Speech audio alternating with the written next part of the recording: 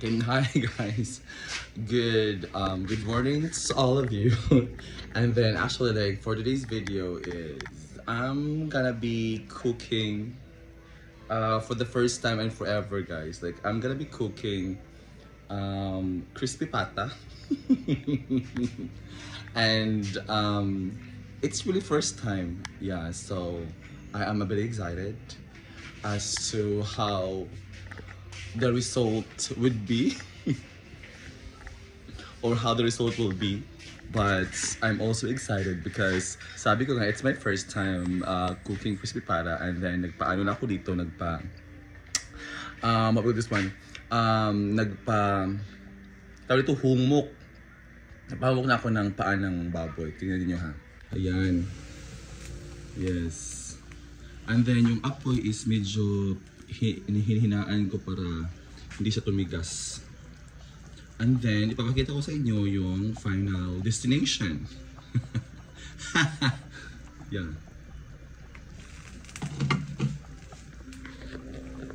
And then, kanina inaano ko lang siya. Ito eh. Igibali-bali ba? Yan. Bali-baliho na ito ni siya. Kay, ala.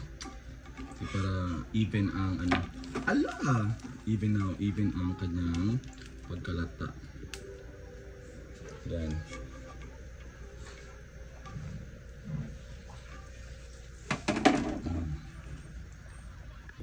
Siguro magkita tayo ng 1 hour. Yeah, 1 hour siguro natin siyang paanuhin or 1 or more.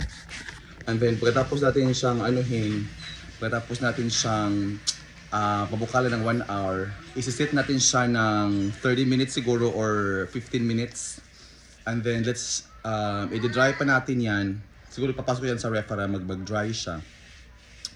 And then pagkatapos let's just add a little salt on it. And then we're good to go sa pagprito. Okay? Bye guys. Bye for now and then see you later. So ayan, it's already 12 and hinango ko na siya. Hinango ko na yung leg ng baboy. At saka tingnan nyo guys, like I am like pinapalamig kasi di ba gusto natin na crispy yung crispy pata natin, di ba? So tingnan niyo, hinango ko na siya. Ayan, hinango ko na siya. So siguro I will wait for maybe 20 minutes lang siguro until malamig siya para natin siya, prito na dahil natin siya, ha? Okay? So see you later. So ayan guys, nilagay ko na siya kasi I'm starving already. So let's just wait for another 30 minutes, no? Hopefully maluto siya kaagad. Pero mahina lang yung apoy niya guys. Tingnan niyo.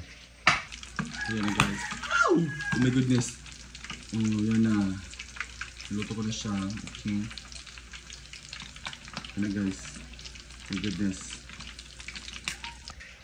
Wag muna tayo lumapit kasi parang putok-putok something. So let's just wait for siguro mga 30 minutes and then after that one, it's good to go. Bye for now guys. Mwah. Yeah, after 48 years guys, ayan, luto na siya. Kain na tayo. Diba? So, my own version of crispy pats.